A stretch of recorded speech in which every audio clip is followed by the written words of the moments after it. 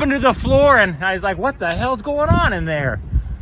There you go. Hey, can I help you? No, thank you. I appreciate you asking. Okay.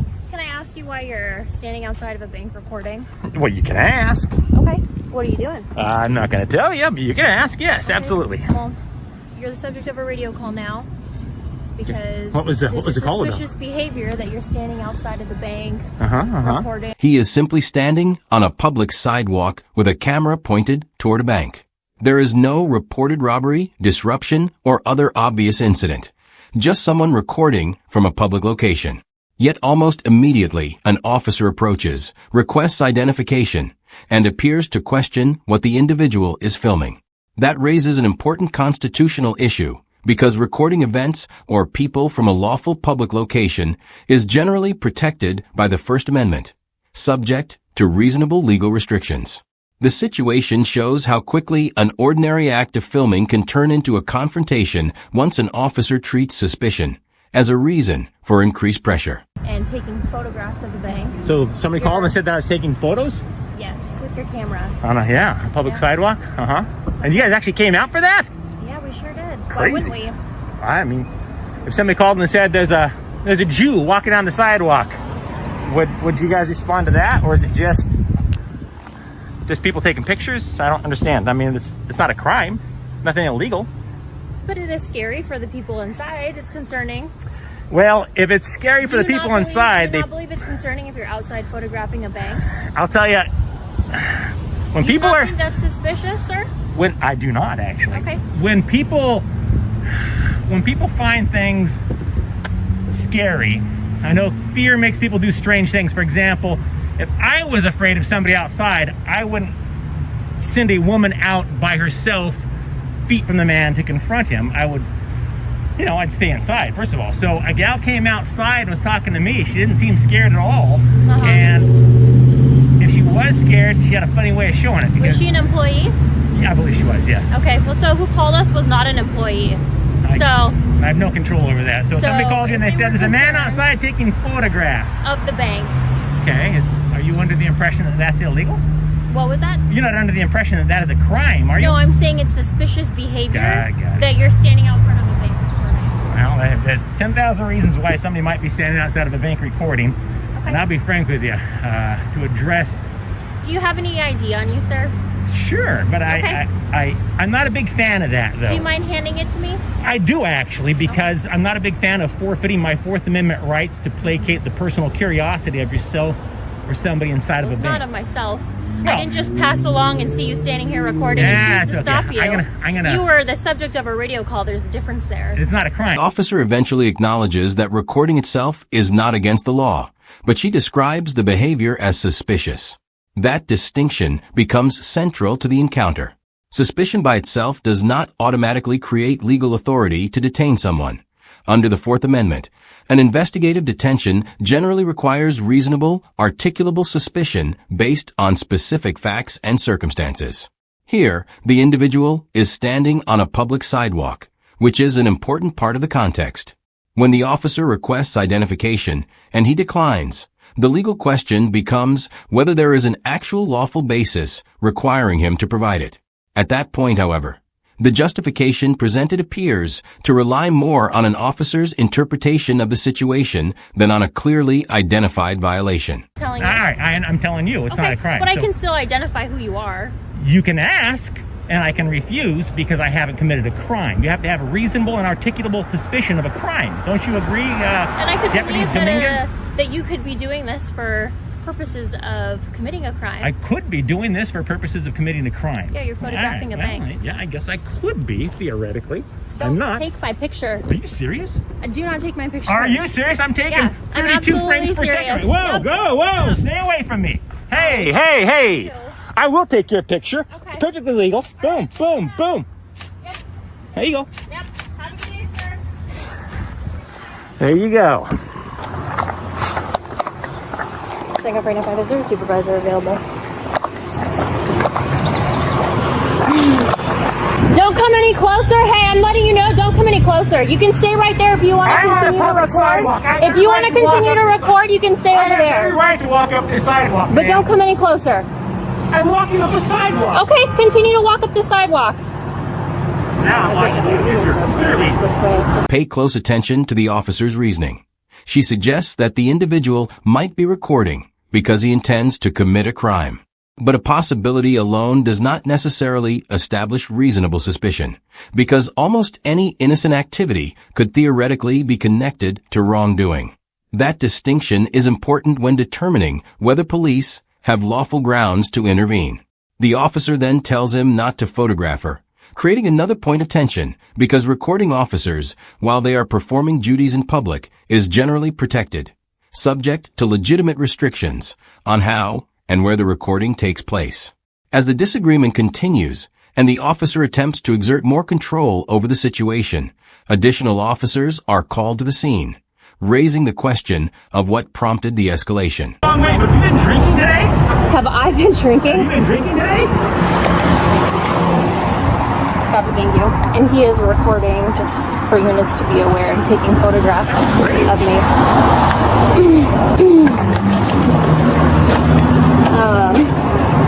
I have a feeling, just so you guys know I'm on, I'm feeling he's like a First Amendment person and rights. I don't know. He wouldn't talk. He didn't want to give me any info. He didn't want to give me his name. So I told him I'll start a supervisor this way then. They're concerned because he has been like zooming in with the camera. They don't know what he's trying to take pictures of inside the bank because he's standing on the other side where the window is. They want him trespassed. I don't want him. He's not on the property right now. Back. Yeah. He posted up on the property, so he already probably knows the game. Yeah. So I figured whenever the supervisor gets here, I'll let them make that call. If it's worth us trying to ID him. Supervisor? No, I called one. I'll explain after what. And then he just started, he like took the camera like this and I told him get it out of my face and I tried to move and he's like, you're gonna not let me take pictures of you, and I kept moving in a circle around him and I was like, hey, have a good day, bye, and I just walked off and he just like followed me up and I was like, I told you to stop, you can wait on the sidewalk, don't come any closer. And he was like, I can't walk on the sidewalk. And I told him, yeah, you can walk on the sidewalk. Now pay attention to how the situation is described over the radio. The officer characterizes the man as someone who is zooming in with his camera, declining to provide identification, and possibly acting as a First Amendment auditor. That description can shape how responding officers perceive the encounter before any specific offense has been established. What stands out is that no clear criminal violation is identified in the communication. Instead, the discussion shifts toward the bank wanting the individual removed from the property. That distinction is important because a private property owner may have authority to exclude someone from property it controls, while a public sidewalk generally operates under different rules. Internal policies also do not automatically carry the force of criminal law. The key question, therefore, is precisely where the individual was standing when the confrontation occurred.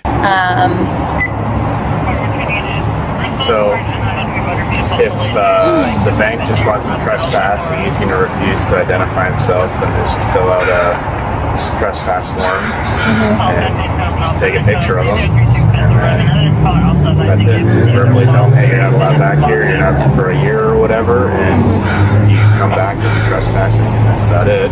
But he can stand on the sidewalk on public property and record as much as he wants. So. Yeah.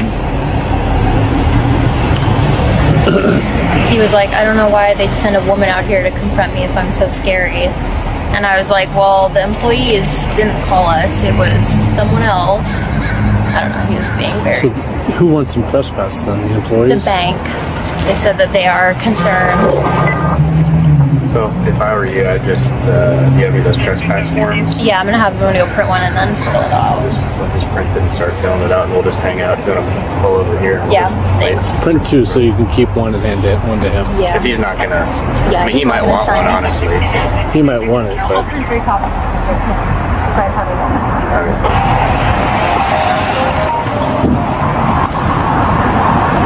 Technically speaking. Hey, what's up, buddy?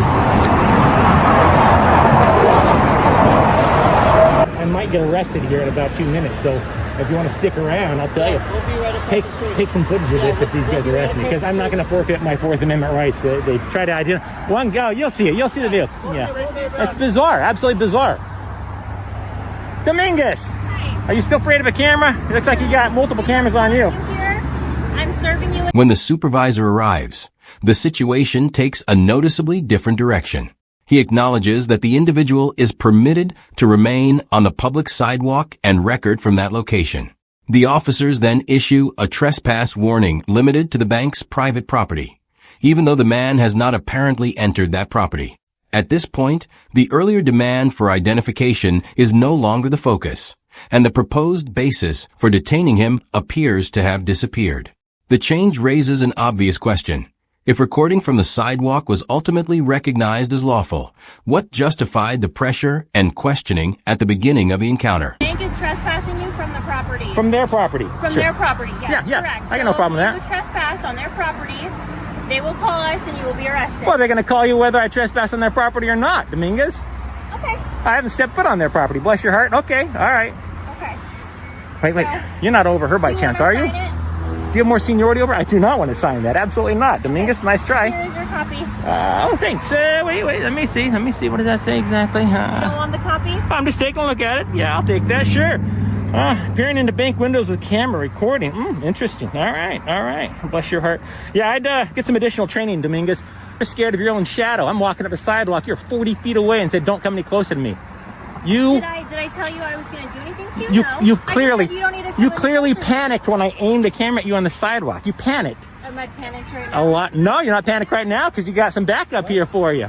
All by yourself. You think I'm scared, sir? I think you're chicken shit when you're all by yourself. Okay, all right. All right. You can believe whatever you want to believe, sir. Well, I saw it with my own eyes. I mean, who do I believe? You or my lying eyes? All right. You can believe whatever You're you dismissed without further. There is no arrest and no citation. The only action taken is a trespass warning connected to the bank's private property, which the individual maintains he never entered. That outcome represents a significant change from the pressure seen earlier in the encounter.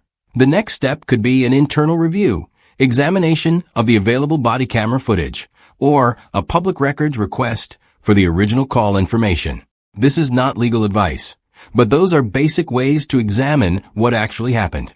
It is also important to understand the difference between an officer making a request and issuing a legally enforceable order. If you found this breakdown useful, consider subscribing, leaving a like, and giving proper credit to the original auditor. But the larger lesson goes beyond this single encounter. I'm having a great day. I'm having a great day. You guys have a good one. Take care.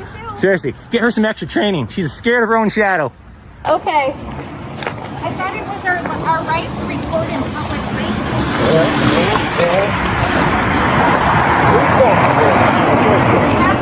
Charles, Paul, 5772.